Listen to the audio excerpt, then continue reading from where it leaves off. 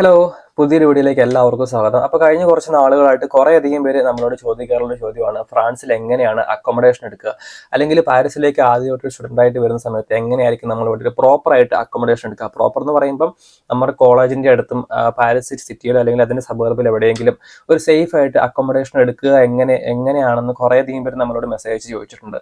അത് മാത്രമല്ല, നിങ്ങൾക്കറിയാം, നിങ്ങൾക്ക് ഇപ്പം പാരീസിലേക്ക് സെപ്റ്റംബറിൽ വരാൻ നിൽക്കുന്നവരാണ് എങ്കിൽ നിങ്ങൾക്ക് ഇപ്പോൾ വിസയ്ക്കൊക്കെ വെക്കേണ്ട സമയമായിട്ടുണ്ടല്ലോ. അപ്പോൾ ഇതിനുള്ളിൽ നിങ്ങൾക്ക് വിസയ്ക്ക് വെക്കുമ്പോൾ ഒരു അക്കോമഡേഷൻ പ്രൂഫ് വെക്കേണ്ടതായിട്ടുണ്ട്. അതൊരു ഇമ്പോർട്ടൻ്റ് ആയിട്ടുള്ള ഘടകമാണ് നമ്മൾ വിസയ്ക്കൊക്കെ വെക്കുമ്പോൾ. സോ അങ്ങനെയൊക്കെ നോക്കുമ്പം അക്കോമഡേഷൻ കിട്ടാൻ കുറേയധികം ഡിഫിക്കൽട്ടീസ് അനുഭവിച്ച് കുറേയധികം പേരുണ്ട്. എനിക്ക് പേഴ്സണലി മെസ്സേജ് കുറേയധികം പേരുണ്ട്.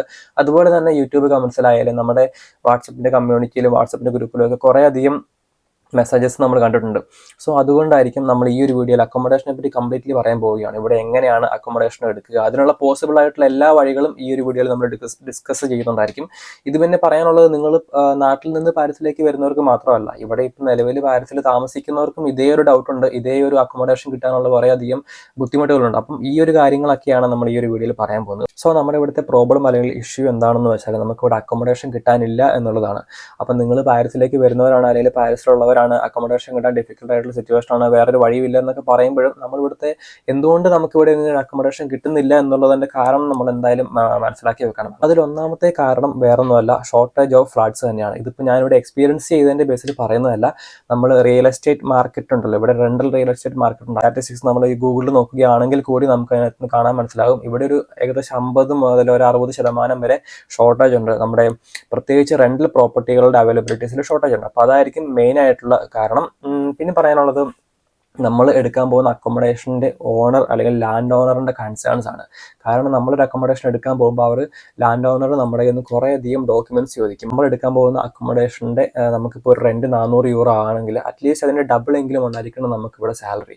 പാർട്ട് ടൈം ചെയ്ത് കഴിഞ്ഞാൽ നമുക്ക് ഒരു ഡബിൾ സാലറി ഉണ്ടാകും. പക്ഷേ ഇപ്പോൾ നാട്ടിൽ നിന്നൊക്കെ അപ്ലൈ ചെയ്യുന്നവരാണെങ്കിൽ നമുക്കൊരു പാർട്ട് ടൈം ഒന്നും ഉണ്ടാകത്തില്ല. അപ്പോൾ അറ്റ്ലീസ്റ്റ് നമുക്ക് ഡബിൾ എങ്കിലും സാലറി വേണം. പിന്നെ ഇവിടെ ഒരു ബാങ്ക് അക്കൗണ്ട് വേണം. അതുപോലെ തന്നെ അതിലും ഇമ്പോർട്ടൻ്റ് ആയിട്ട് നമ്മുടെ ലാൻഡ് ഓണേഴ്സിന് വേണ്ടത് ഒരു ഗ്യാരണ്ടറാണ്. ഗ്യാരണ്ടർ എന്ന് പറയുമ്പോൾ നമ്മൾ ഒരു മാസം റെന്റ് കൊടുക്കാൻ നമ്മുടെ കയ്യിൽ പൈസ ഇല്ല എങ്കിൽ കൂടി നമുക്ക് പകരം റെന്റ് കൊടുക്കുന്ന ഒരാൾ, അപ്പം അങ്ങനെ ഒരാൾ നമ്മുടെ ലാൻഡ് ഓണർ വേണം. അപ്പോൾ ഇതുപോലെയുള്ള കുറേയധികം കാര്യങ്ങളും കൺസേൺസും ലാൻഡ് ഓണേഴ്സിനുണ്ട്. അപ്പം അങ്ങനെ അവർ നോക്കുമ്പോൾ നമ്മൾ കുറേയധികം ഫയൽസ് അവർക്ക് സബ്മിറ്റ് ചെയ്യുമ്പോൾ അവരതിൽ നിന്ന് എപ്പോഴും ഏറ്റവും ബെസ്റ്റ് ആയിട്ടുള്ള ഫയൽ മാത്രമല്ല എടുക്കത്തുള്ളൂ. പിന്നെ വേറൊരു കാര്യമുള്ളത്, ഇവിടെ ഇപ്പം നമ്മളൊരു അക്കോമഡേഷൻ എടുത്തു കഴിയുകയാണെങ്കിൽ കൂടി നമ്മളെ ഒന്നും ചുമ്മാ ലാൻഡ് ഓണേഴ്സ് വന്ന് പറയുകയാണ്, നീ ഇവിടെ വേണ്ട, നിനക്ക് ഇവിടെ ക്ലീനിങ്ങും വൃത്തിയൊന്നുമില്ല എന്ന് പറഞ്ഞ് നമ്മളെ പുറത്താക്കാൻ പറ്റത്തൊന്നുമില്ല.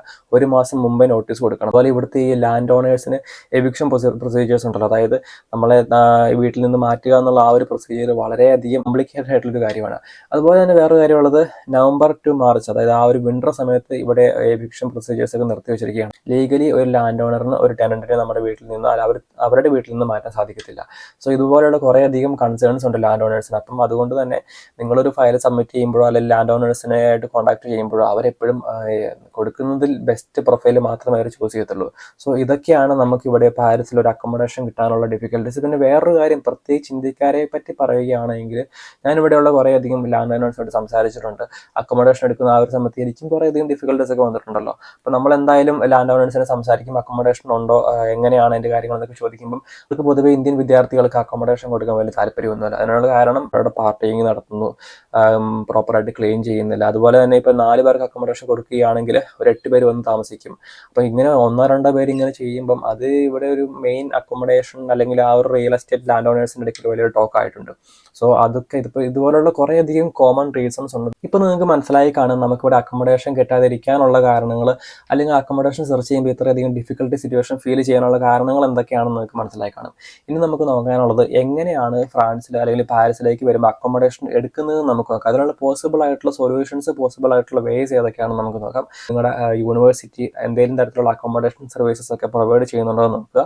അങ്ങനെ പ്രൊവൈഡ് ചെയ്യുന്നുണ്ടെങ്കിൽ അതായിരിക്കും ഏറ്റവും ബെസ്റ്റ് ഓപ്ഷൻ. അപ്പോഴും നിങ്ങൾ നിങ്ങളുടെ റെന്റും കാര്യങ്ങളൊക്കെ കൺസിഡർ ചെയ്യണം. ഇവിടെയുള്ള അക്കോമഡേഷൻ വെബ്സൈറ്റ്സുകളുണ്ട്. ക്രൂസ് എന്ന് പറയുന്നത് ഇവിടെ സ്റ്റുഡൻസിനും അതുപോലെ തന്നെ യങ് പ്രൊഫഷണൽസിനും അക്കോമഡേഷൻ സർവീസസ്, അതായത് ഒരു ഗവൺമെന്റ് സബ്സിഡിയോടുകൂടി പ്രൊവൈഡ് ചെയ്യുന്ന ഒരു പ്ലാറ്റ്ഫോമാണ് ക്രൂസ്.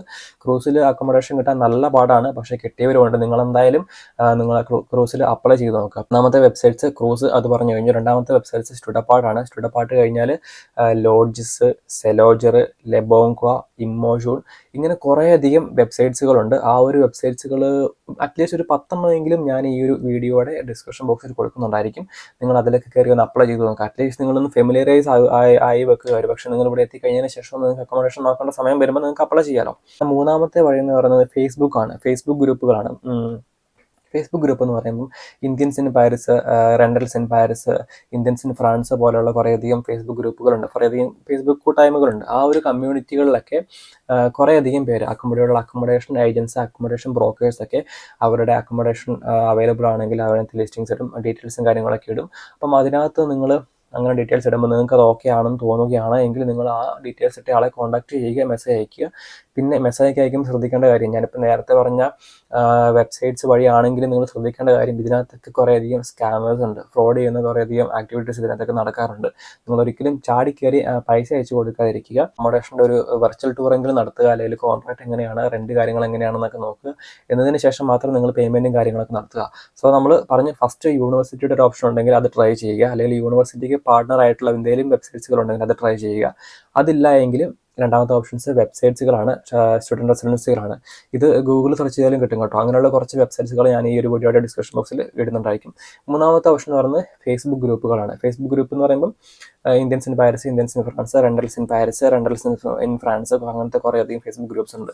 അതിനകത്തുള്ള ഏജൻസ് അക്കോമഡേഷൻ്റെ ഇടുമ്പം അതുവഴി ട്രൈ ചെയ്യുക. ഇതാണ് 3 ഓപ്ഷൻസ്. അപ്പോൾ ഈ ഒരു 3 ഓപ്ഷൻസ് അല്ലാതെ വേറൊരു ഓപ്ഷൻസ് ഉണ്ട്. അത് അക്കോമഡേഷൻ ഏജൻസികളുണ്ട്. ഇമോബിലിയേഴ്സ് എന്നാണ് അതിനെ പറയുക. ഒരു എക്സാമ്പിൾ പറയുകയാണെങ്കിൽ ഓർപി, AVL, ഐമാക്സ് പോലുള്ള കുറേയധികം ഏജൻസികളുണ്ട്.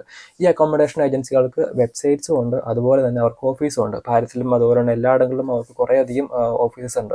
ആ ഒരു ഓഫീസിൽ പോയി കഴിഞ്ഞതിന് ശേഷം നമ്മളിങ്ങനെ പറയുക, ഞങ്ങൾ ഇത്രയും പേര് അക്കോമഡേഷൻ നോക്കുന്നുണ്ട്. ഓഫ് കോഴ്സ് അവർ ഫ്രഞ്ച് ആയിരിക്കും സംസാരിക്കുന്നത്, പക്ഷേ നമ്മളൊരു കസ്റ്റമർ ആയ സ്ഥിതിക്ക് ആ ഒരു മാന്യതയ്ക്ക് എങ്കിലും അവർ നമ്മളോട് ഇംഗ്ലീഷ് സംസാരിക്കാനുള്ള വഴികളുണ്ട്. സോ ഇപ്പോൾ പറഞ്ഞത്, നിങ്ങൾ പാരീസിലെത്തി കഴിഞ്ഞതിന് ശേഷം, ഫ്രാൻസിലെത്തി കഴിഞ്ഞതിന് ശേഷം നിങ്ങൾക്ക് നല്ലൊരു ടീമൊക്കെ ആയി, പാർട്ട് ടൈം ജോലിയൊക്കെ ആയി കഴിഞ്ഞ് സ്വസ്ഥമായിട്ടുള്ള നല്ലൊരു അക്കോമഡേഷനിലേക്ക് മാറണമെന്നുണ്ടെങ്കിൽ ഇതുപോലെയുള്ള ഇമോബിലിയർ ഏജൻസികൾ വഴി നിങ്ങൾ ട്രൈ ചെയ്യുക. അപ്പം ഇതാണ് പോസിബിൾ ആയിട്ടുള്ള 1, 2, 3, 4 വഴികൾ ഞാൻ പറഞ്ഞു. സോ പക്ഷേ ഈ ഒരു 4 പോസിബിൾ ആയിട്ടുള്ള വഴികളുണ്ടെങ്കിൽ കൂടി ഈ ഒരു 4 വഴികളിലൂടെയും എല്ലാ രാജ്യത്തു നിന്നുള്ള വിദ്യാർത്ഥികൾ, എല്ലാ രാജ്യത്തു നിന്നുള്ള പ്രൊഫഷണൽസ് ഇങ്ങോട്ട് വരുന്നവർ, ഇവിടെ നിൽക്കുന്നവരൊക്കെ ട്രൈ ചെയ്യുന്നതായിരിക്കും. അതും ഇല്ല എങ്കിൽ നമ്മൾ ബാക്കി എല്ലാ രാജ്യങ്ങളിലേക്കും പോകുന്ന ന്യൂ കമേഴ്സ് ചെയ്യുന്നത് പോലെ തന്നെ അക്കോമഡേഷൻ ഏജൻസ് ഉണ്ട്, അക്കോമഡേഷൻ ബ്രോക്കേഴ്സ് ഉണ്ട്. അതും ഇന്ത്യക്കാർ കുറേയധികം അക്കോമഡേഷൻ ഏജൻസും ബ്രോക്കേഴ്സും കൂടി ഉണ്ട്. അതും മലയാളീസ് കുറേയധികം പേരുണ്ട്. അവർ വഴി എങ്ങനെ നോക്കുന്നതെന്ന് വെച്ചാൽ, ഫ്രാൻസിൽ ഇപ്പം നമുക്ക് ഒരു എക്സാമ്പിൾ പറയുകയാണെങ്കിൽ, നമുക്കിതിനൊരു വാട്സപ്പ് ഗ്രൂപ്പ് ഉണ്ട്, ഒരു കമ്മ്യൂണിറ്റി ഉണ്ട്. ആ ഗ്രൂപ്പിൽ കുറേയധികം ഇവിടെയുള്ള അക്കോമഡേഷൻ ഏജൻസും ബ്രോക്കേഴ്സ് അവർ കുറേയധികം അക്കോമഡേഷൻ ലിസ്റ്റിങ്സും കാര്യങ്ങളൊക്കെ ഇടാറുണ്ട്. നിങ്ങൾക്ക് അവരെ കോൺടാക്ട് ചെയ്യാൻ സാധിക്കും. കുറച്ച് ഏജൻസ് ഉണ്ട്. അപ്പോൾ എനിക്ക് അറിയാവുന്ന കുറച്ച് ഏജൻസ് ഉണ്ട്.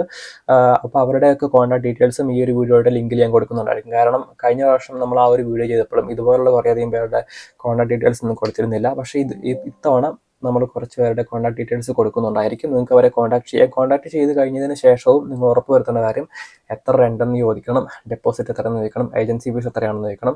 പിന്നെ നേരത്തെ പറഞ്ഞ പോലെ തന്നെ ഡോക്യുമെൻ്റ് അതൊക്കെ പ്രൊവൈഡ് ചെയ്യുമെന്ന് ചോദിക്കണം. ലൊക്കേഷൻ നോക്കണം, നിങ്ങളുടെ കോളേജിൻ്റെ അടുത്താണോ, സേഫ് ആയിട്ടുള്ള ലൊക്കേഷൻ ആണോ എന്ന് ചോദിക്കുക. പിന്നെ ഒരു വെർച്വൽ ടൂർ നടത്തുക. അതായത് അവർ നിങ്ങൾക്ക് ഇതെല്ലാം ഓക്കെ ആണെങ്കിൽ നിങ്ങൾ അവരോട് പറയുക, ആ ഒരു സ്ഥലത്ത് പോയി ഒന്ന് വീഡിയോ കോൾ ചെയ്ത് കാണിച്ചു തരാൻ പറയുക. അങ്ങനെയൊക്കെ ആണെങ്കിൽ മാത്രം നിങ്ങൾക്ക് ജെന്യുവനായിട്ട് തോന്നുന്നെങ്കിൽ നിങ്ങൾ ഈ ഒരു കോൺടാക്ട്സ് ഒക്കെ യൂസ് ചെയ്തിട്ട് നിങ്ങൾ അക്കോമഡേഷൻ എടുത്തോളൂ. ഇനി ഞാൻ വേറൊരു കാര്യം പറയാനുള്ളത്, ഒരു ബോണസ് പോയിന്റ് പോലെ ഞാൻ പറയാം. അക്കോമഡേഷൻ സെർച്ച് ചെയ്യുമ്പോൾ ഞാൻ നേരത്തെ പറഞ്ഞല്ലോ, ഇതുപോലുള്ള വെബ്സൈറ്റ്സുകളായാലും ശരി, നമ്മളിവിടെ ഇതുപോലുള്ള ഏജൻസികളിൽ പോയാലും ശരി, നമ്മുടെ പ്രൊഫൈൽ ഭയങ്കര ഇമ്പോർട്ടൻ്റ് ആയിട്ടുള്ള കാര്യമാണ്.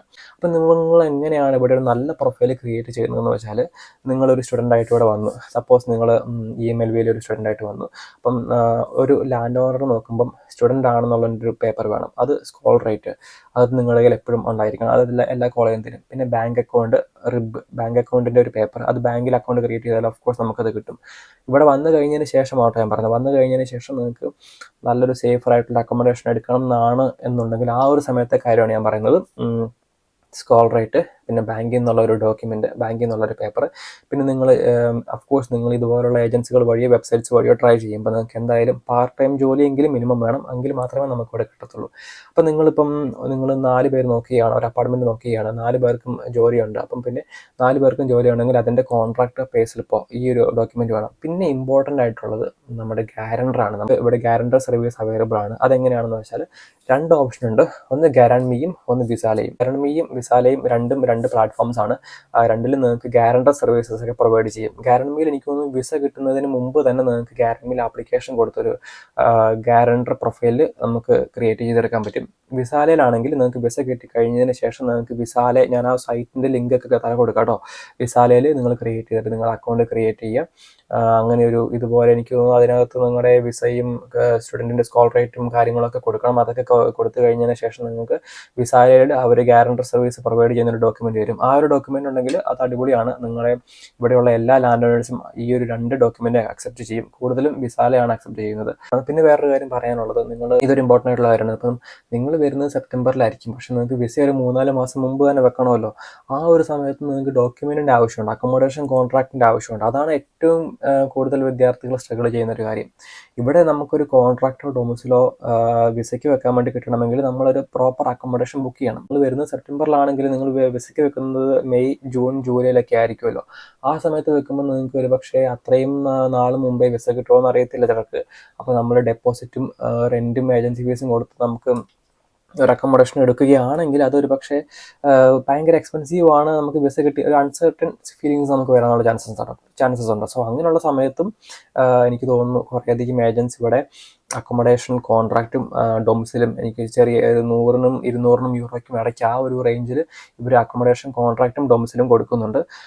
അതും മേ ബി ഞാൻ നേരത്തെ പറഞ്ഞ ആ ഒരു ഏജൻസിനെ കോൺടാക്ട് ചെയ്തിട്ട് അവർ കൊടുക്കുന്നത് ഏജൻസ് എങ്ങനെയാണ് കോൺട്രാക്റ്റ് കൊടുക്കുന്നത്, ഡൊമിസിൽ കൊടുക്കുന്നത്, അതിനകത്ത് ഏതൊക്കെ ഡോക്യുമെൻറ്റ്സ് ഉണ്ടാവും, കോൺട്രാക്റ്റ് മാത്രമാണോ ഉണ്ടാവുക, ഓണറിൻ്റെ ഐ ഡി ഉണ്ടോ, ഇലക്ട്രിസിറ്റി ബില്ലുണ്ടോ, എനിക്ക് വിസയ്ക്ക് വെക്കാനാണെന്ന് പ്രത്യേകിച്ച് പറയുക. അതൊക്കെ പറഞ്ഞു കഴിഞ്ഞതിന് ശേഷം നിങ്ങൾക്ക് ഓക്കെ ആണെന്ന് തോന്നുവാണെങ്കിൽ നിങ്ങൾക്ക് അതും യൂസ് ചെയ്യാവുന്നതാണ്. പിന്നെ വേറെ കുറേ അധികം പേര് Booking.com ഹോട്ടൽ ബുക്കിങ്സ് വഴി വെച്ച് അക്കോമഡേഷൻ 3-4 മാസത്തേക്കൊക്കെ എങ്ങനെയോ എടുത്ത് വരുന്നുണ്ട്. അങ്ങനെ വിസ കിട്ടിയ കുറേയധികം പേരുണ്ട് കേട്ടോ.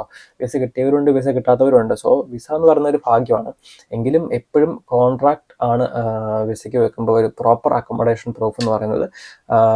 Booking.com വെച്ചവരുണ്ടാകും. ഇനി അങ്ങനെ ആരെങ്കിലും Booking.com ഒക്കെ വെച്ച് വിസ കിട്ടിയവരുണ്ടെങ്കിൽ കമൻറ്റ് ചെയ്യുക, വിസ കിട്ടാത്തവരുണ്ടെങ്കിലും കമൻറ്റ് ചെയ്യുക. നിങ്ങൾക്ക് ഏത് വഴിയാണോ നിങ്ങൾ ചെയ്തത് അതും കമൻറ്റ് ചെയ്യുക. നിങ്ങൾക്ക് ഇതിനെ പറ്റിയിട്ടുള്ള ഡൗട്ട്സും ഇതിനെ പറ്റിയിട്ടുള്ള അഭിപ്രായങ്ങളും കാര്യങ്ങളും ഒക്കെ ഈ ഒരു വീഡിയോയിൽ കമൻറ്റ് ചെയ്യുക. അപ്പോൾ നമുക്കൊരു ഓപ്പൺ ഡിസ്കഷൻ നടത്തുകയാണെങ്കിൽ മേ ബി ഫ്യൂച്ചറിൽ ഈ ഒരു വീഡിയോ കാണുന്നവർക്ക് ഇത് യൂസ്ഫുൾ ആയിരിക്കും. സോ വീഡിയോയുടെ വൈൻഡപ്പ് ചെയ്യാൻ പോവുകയാണ്. ഇതൊരു ലോങ് വീഡിയോ, ഇപ്പോൾ തന്നെ 13 മിനിറ്റായി. ഇതൊരു ലോങ് വീഡിയോ ആണെന്ന് തോന്നുന്നു. ഇനി ആണെങ്കിലും ഇതെന്തായാലും യൂസ്ഫുൾ ആയിട്ടുള്ള ഒരു വീഡിയോ ആണെന്ന് എനിക്ക് ഉറപ്പാണ്. സോ നമ്മൾ പോസിബിൾ ആയിട്ടുള്ള സൊല്യൂഷൻസ് ഒക്കെ പറഞ്ഞു കഴിഞ്ഞു. അതെല്ലാം പോസിബിൾ ആയിട്ടുള്ള സൊല്യൂഷൻസ് ആണ്. നിങ്ങൾ ട്രൈ ചെയ്യുക. ട്രൈ ചെയ്തതിന് ശേഷം കിട്ടിയില്ല എങ്കിൽ കുഴപ്പമില്ല, പക്ഷേ ട്രൈ ചെയ്തു എന്നുള്ളത് എപ്പോഴും ഒരു നല്ല കാര്യമാണ്. So bye. ഇത്രയും നേരം വീഡിയോ കൊണ്ട് എല്ലാവർക്കും താങ്ക് യു. വീഡിയോ യൂസ്ഫുൾ ആണെന്ന് വിചാരിക്കുന്നു. യൂസ്ഫുൾ ആണെങ്കിൽ നിങ്ങൾ എന്തായാലും കമൻറ്റ് ചെയ്യുക. നേരത്തെ പറഞ്ഞ പോലെയുള്ള അഭിപ്രായങ്ങളും പിന്നെ നിങ്ങൾക്ക് അക്കോമഡേഷനുമായിട്ട് ബന്ധപ്പെട്ട് എന്തെങ്കിലുമൊക്കെ എക്സ്പീരിയൻസ് ഉണ്ടായിട്ടുണ്ട്, ഏജൻസി ഫീസിനെ പറ്റിയിട്ടും റെൻറ്റിനെ പറ്റിയിട്ടും ഡെപ്പോസിറ്റിനെ പറ്റിയിട്ടും കോൺട്രാക്റ്റിനെ പറ്റിയിട്ടും ഡൊമിസിലിനെ പറ്റിയിട്ടും എന്തെങ്കിലുമൊക്കെ ഒരു ഡൗട്ട് ഉണ്ടെങ്കിൽ അതെല്ലാം നിങ്ങൾ ഈ ഒരു വീഡിയോയുടെ താഴെ കമൻറ്റ് ചെയ്യുക. കാരണം ഇനി വരുന്നവർക്ക് യൂസ്ഫുൾ ആയിരിക്കും. എന്തായാലും ഇത്രയും നേരം വീഡിയോ ഉണ്ട് എല്ലാവരോടും താങ്ക് യു. ബൈ. അടുത്തൊരു വീഡിയോയിൽ കാണാം. ബൈ.